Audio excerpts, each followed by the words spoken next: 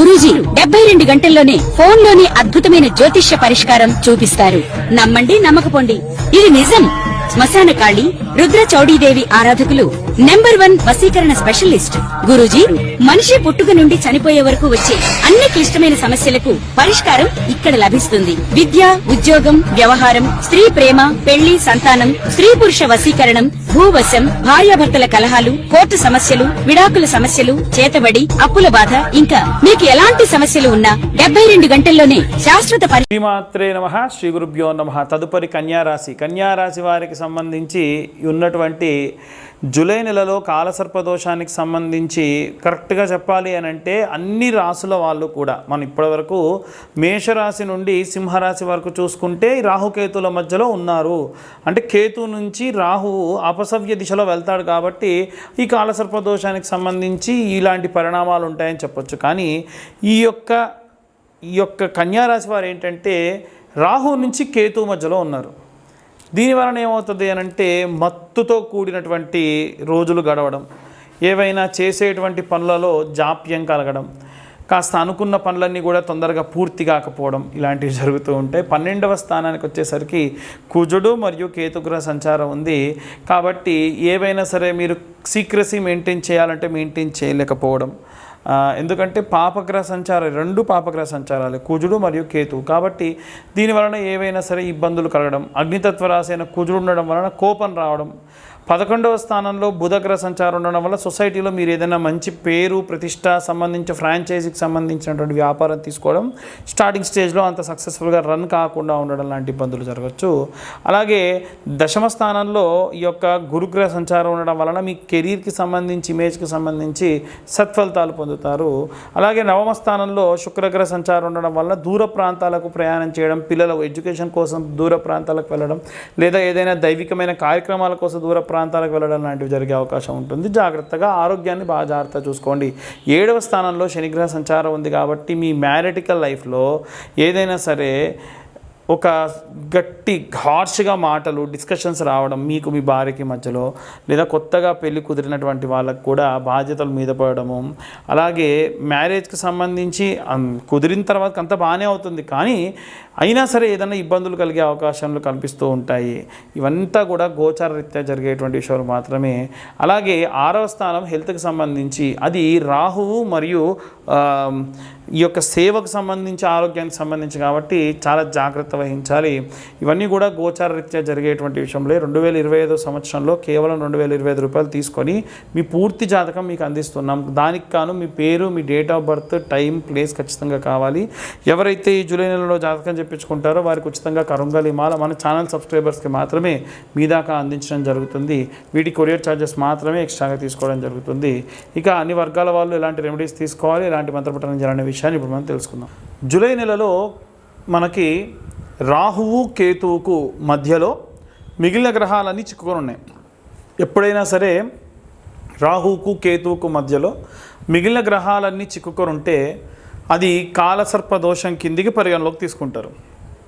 అయితే ఈ రాహుకేతువులకు మధ్యలో గనక ఈ యొక్క గ్రహాలన్నీ చిక్కుకొని ఉంటే మరి అందులో ఏ గ్రహాలు అనుకూలంగా ఉన్నాయి, ఏ గ్రహాలు అనుకూలంగా లేవు, దానివల్ల ఎలాంటి పరిస్థితులు ఉంటాయి, ఇవన్నీ కూడా మనకు ఈ యొక్క కాలసర్పదోషం ఉన్నటువంటి కాలంలో తెలుస్తుంది.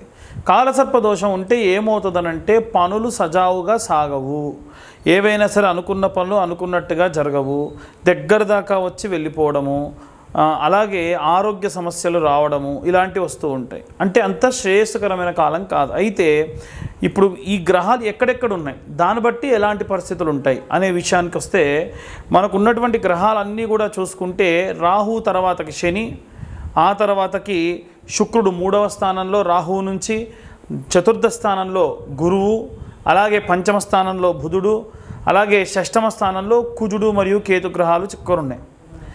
ఇలా ఉన్న సమయంలో ఎవరన్నా ఇనుముకు సంబంధించి పనులు చేసే వాళ్ళకి అనుకూలంగా ఉంటుంది. శుక్రుడికి సంబంధించి అంటే ఎవరైనా సరే ఒక కాస్మెటిక్స్ కానీ బ్యూటీకి సంబంధించి కానీ, అలంకారానికి సంబంధించి కానీ సినిమా వాళ్ళకు అనుకూలంగా ఉంటుంది, అలాగే రాజకీయ నాయకులకు అనుకూలంగా ఉంటుంది. కానీ ఎవరైతే ఉద్యోగస్తులు ఉన్నారో ఉద్యోగస్తులు ఎవ్వరికీ కూడా బాగాలేదు, రెసిషన్తో కూడినటువంటి కాలం అని చెప్పొచ్చు. బిజినెస్ పరంగా కూడా వ్యాపారస్తులు కూడా చాలా నష్టపోయేటువంటి కాలము. అలాగే కుజుడు మరియు కేతువు ఎప్పుడైతే కలిసి ఉందో ఆ సమయం కూడా అంత శ్రేయస్కరం కాదు. కాబట్టి ఏం చేయాలి అని అంటే, అందరం ఈ రాశివారు ఆ రాశివారని కాదు, ఇంట్లో ఉన్న చిన్నపిల్లలు పెద్ద పిల్లలని కాదండి, అందరూ కూడా చేయవలసినటువంటి పని ఏమిటి అని అంటే, సుబ్రహ్మణ్యేశ్వర స్వామి ఆరాధన చేయడం మంచిది. సుబ్రహ్మణ్య ఆరాధన విశేష శక్తినిస్తుంది. కాస్త డబ్బున్న వాళ్ళు ఏం చేయండి అంటే, ఏ స్కందగిరి టెంపుల్కో అక్కడ అభిషేకం చేయించడము, పళని కానీ కుక్కి కానీ, అలాగే ఈ యొక్క సుబ్రహ్మణ్యేశ్వర స్వామి క్షేత్రాలు ఎక్కడెక్కడ ఉంటే అక్కడక్కడికి వెళ్ళి దర్శించుకొని రావడం మంచిది. మనం అంత దాకా వెళ్ళి చేయలేమండి, కాస్తలో కాస్త మన ఇంటి దగ్గరే మనం ఏవైనా చేయగలమా అంటే, మనము ప్రతి మంగళవారము ఈ నెలలో ఉన్నటువంటి అన్ని మంగళవారాలు కూడా జూలై నెలలో జంట నాగులు ఉంటాయి కదా, జంట నాగులకు ఇప్పుడు నేను చెప్పిన విధంగా మీరు పూజ చేసుకోండి. ఒక 2 లీటర్ల వాటర్ బాటిల్ తీసుకోండి, ఎంగిలి చేయకుండా ఆ నీళ్లు మొదటి వారం దేవుడికి వాడండి, రెండో వారం నుంచి బాటిల్ దేవుడి పూజకే పక్కకు పెట్టుకోండి. అయితే ఈ తీసుకెళ్ళినటువంటి పదార్థాలు ఏమేమి తీసుకెళ్ళాలంటే, వాటర్ బాటిల్ ఒకటి, అలాగే పాల ప్యాకెట్, అది కూడా ఆవు పాల ప్యాకెట్ ఒక 10 రూపాయలతో 20 రూపాయలతో తీసుకొని వెళ్ళండి. అలాగే ఒక 5 నుంచి 10 రూపాయల క్వాంటిటీ కల పసుపు కుంకుమ, 5 రూపాయల పసుపు 5 రూపాయల కుంకుమ, అలాగే కొంత గంధం, అలాగే ఒక్క 10 రూపాయల పూలు, అంతే, ఎక్కువద్దు. ఒక కొత్త మట్టి చిప్పలు ఒక 2, 3 ఒత్తులు, 10 రూపాయల నెయ్యి ప్యాకెట్, ఇంతే కావాల్సినటువంటి పదార్థాలు, ఇంతే. ఏదైనా పండు తీసుకెళ్తే ఒక 2 అట్టిపళ్ళు, అంతే. మొట్టమొదలు జంట నాగుల దగ్గరికి వెళ్ళి మనసులో ఈ పూజ చేసినంతసేపు కూడా ఓం నమో స్కందాయ నమః అన్న మంత్రం చెబుతూ ఆ నీళ్లను పోసి శుభ్రంగా తుడిచేసి ఆ శిలను సగం వరకు వాడుకొని, నీళ్లు మొత్తంగా పోయకూడదు. పాల ప్యాకెట్తోని పాలు పోయండి, ఆవు పాలు, తర్వాతకి మళ్ళీ నీళ్లు పోయండి. తర్వాతకి ఇంత చిన్న ఆకు కానీ పేపర్ ప్లేట్ కానీ తీసుకుని దాంట్లో పసుపు మరియు గంధము, పసుపు తక్కువ గంధం ఎక్కువ కలుపుకొని ఆ శిల మొత్తానికి కూడా చందన లేపనని రాయండి. మనకు సుబ్రహ్మణ్య బాలము అని, సుబ్రహ్మణ్య గద్యము అని, సుబ్రహ్మణ్య కరావలంబ స్తోత్రము అని ఇలాంటివి ఉంటాయి.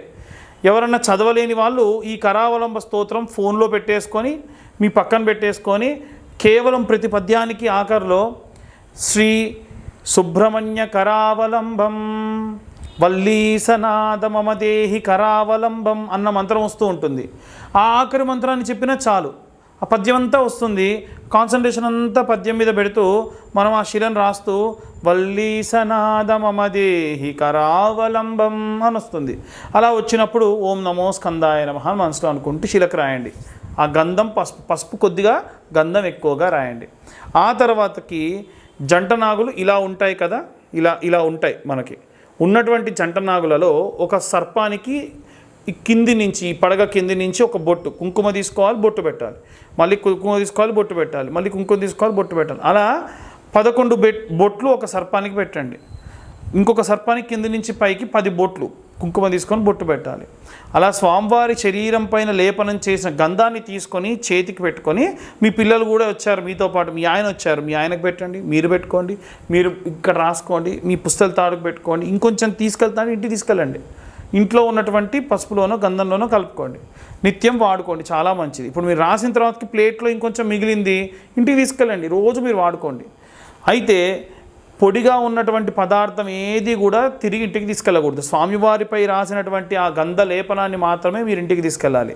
ఇదంతా అయిన తర్వాత, చాలామంది మొదలే దీపం వెలిగించమంటారు, అలా చేయకండి. అయిన తర్వాతకి దీపం వెలిగించాలి. 2 మట్టి ప్రమిదలు, ప్రతిసారి కొత్త మట్టి ప్రమిదలు, 2 మట్టి ప్రమిదలు, దాంట్లో ఒక 3 ఒత్తులు, 3 ఒత్తులు కలిపి ఒక ఒత్తి కింద చేంజ్ చేసి ఆవు నెయ్యి వేసి దీపం వెలిగించండి.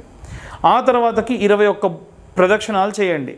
ఇప్పుడు మొదటి వారం నుండి ప్రారంభించి 21 ప్రదక్షిణాలు ప్రతి వారం చేశారనుకోండి, 5 వారాలు ఉంటాయి. 5 వారాలు చేయాలి ఖచ్చితంగా. 5వ వారానికి వచ్చేసరికి మీరు ఎన్ని ప్రదక్షిణాలు చేసినట్టు అవుద్ది? 105 × 5 అంటే ఇది 21 × 5 అంటే 105 ప్రదక్షిణాలు చేసినట్టు అవుద్ది. ఆఖరి వారం 3 ప్రదక్షిణాలు ఎక్కువ చేయండి, 3 సార్లు బొట్టు ఎక్కువ పెట్టండి. దీనివలన మీరు పూర్తిగా 108 సార్లు ఈ యొక్క సుబ్రహ్మణ్యేశ్వర స్వామికి అంటే జంట నాగులకు ప్రదక్షిణ చేసిన దానితో సమానం. కాబట్టి విశేషంగా ఏదైనా సరే ఈ కాలసర్పదోషానికి సంబంధించి నెల మొత్తానికి కూడా కాలసర్పదోషం ఉంది కాబట్టి ఈ రకమైనటువంటి ఇబ్బందులు కలిగే అవకాశం ఉంటుంది. చాలా చాలా జాగ్రత్తగా ఈ యొక్క ప్రదక్షిణాలు చేసుకోండి. ఇలా చేయడం వల్ల విశేషంగా మీరు సత్ఫలితాలు పొందవచ్చు. ఇదంతా కూడా మేము గోచార రీత్యా చెప్పేటువంటి విషయములు మాత్రమే. చాలామందికి చాలా రకాల అనుమానాలు ఉంటాయి. అయితే మన ఛానల్ చూసే వాళ్ళు నేను బాగా వెరిఫై చేసిన తర్వాతకి తెలుసుకుంది ఏంటంటే మారుమూల గ్రామాల వాళ్ళు, ఉదాహరణకు చెప్పాలనంటే ఒరిస్సా బార్డర్ వరకు, విజయనగరము, శ్రీకాకుళము, కర్నూలు, అలాగే కడప జిల్లాల్లో ఉన్నటువంటి వాళ్ళు, నల్లగొండ జిల్లాలో ఉన్నటువంటి వాళ్ళు, కృష్ణా జిల్లాలో ఉన్నటువంటి వాళ్ళు, తెలంగాణలో కూడా నిజామాబాద్, బైన్సా దాకా కూడా చాలామంది ఈ యొక్క వీడియోలు చూస్తూ ఉన్నారు. అందరూ ఏంటంటే జాతకం చెప్పించుకోవాలన్నటువంటిది ఇది ఉంటుంది, కానీ డబ్బులు వెచ్చించడానికి ఇబ్బందులు పడుతూ ఉన్నారు. వారి కోసం ప్రత్యేకంగా ఈ నెలలో ఇవంతా కూడా గోచార రీత్యా చెప్తున్నాం. పూర్తిగా జాతకం తెలుసుకోవాలనంటే మీ పేరు, మీ date of birth, time, place కింద ఉన్న నెంబర్కి ఒక్కసారి మీరు వాట్సాప్ చేయండి. ఈ జాతకం అంతా కూడా 65 నుండి 70 పేజీల్లో మీకు అందించడం జరుగుతుంది. 2025వ సంవత్సరంలో కేవలం 2025 రూపాయలు మాత్రమే ఛార్జ్ చేయడం జరుగుతుంది జాతకం అంతా కూడా మీకు అందియడానికి. అయితే ఈ నెలలో ఎవరైతే జాతకం చెప్పించుకుంటారో వారికి పూర్తి ఉచితంగా ఈ కరుంగలి మాల ఇవ్వడం జరుగుతుంది. ఈ కరుంగలి మాల విశిష్టత ఏమిటంటే పాతాళ శంభు మురుగన్ దేవాలయం అంటే సుబ్రహ్మణ్యేశ్వర స్వామి మెడలో వేసినటువంటి కరుంగలి మాలలు మా దాకా వస్తాయి. మళ్ళీ మేము కూడా హోమంలో పెట్టిన తర్వాతకే మీకు ఇవి ఇస్తూ ఉంటాం. కాబట్టి ఆసక్తి కలవారు కింద ఉన్న నెంబర్కి కాంటాక్ట్ చేయండి. జాతకం చెప్పించుకుంటాం కానీ మాకు కరుంగలి మాల వద్దన్న 2025 రూపాయలు. ఎందుకంటే కరుంగలి మాల నేను నా ఇంట్రెస్ట్ కొద్దీ మీ దాకా ఉచితంగా ఇచ్చేటువంటి ప్రయత్నం చేస్తూ ఉన్నాను. ఆసక్తి కలవారు కింద ఉన్న నెంబర్ కాంటాక్ట్ చేయండి. పూర్తిగా ఈ యొక్క జాతక విశ్లేషణ గురించి తెలుసుకోండి. సర్వే జన సుఖినో భవంతు. స్వస్తి.